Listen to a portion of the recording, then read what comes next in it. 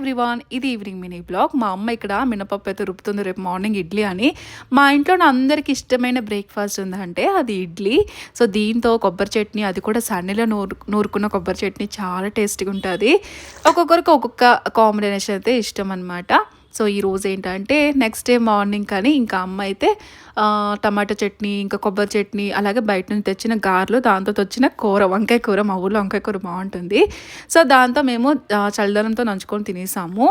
ఎండాకాలం టైంలోన మేము ఎండాకాలమే కాదు, జస్ట్ నార్మల్ టైంలో కూడా చల్లదనం తింటాము. తర్వాని ఇంట్లో ఎప్పుడూ ఉంటుంది.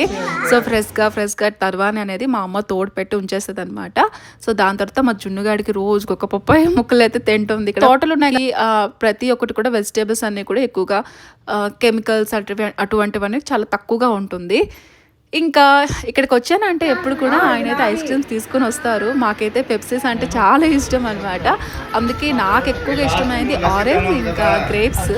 సో అందుకే నా గురించి 2 తెస్తారు, మిగిలిన వాళ్ళందరికీ ఒక్కొక్కటి తెస్తారు. మా జున్ను అదే అంటుంది, అమ్మ నాకొకటి నాకొకటి అని. తనకు ఆల్రెడీ ఒకటి ఇచ్చాను, మళ్ళీ ఇంకొకటి కావాలంట. ఇంకా నేను తింటుంటే నాకు లాక్కొని మరి తినేస్తుంది.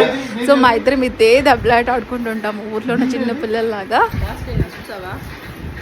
నేను మొబైల్లో చెక్ చేస్తున్నాను, కొన్ని షేర్ చేయకపోయినవి ఉన్నాయి కదా. నేను రీసెంట్లీ ఊరికి వెళ్ళాను, ఆ వీడియోసే షేర్ చేస్తున్నాను.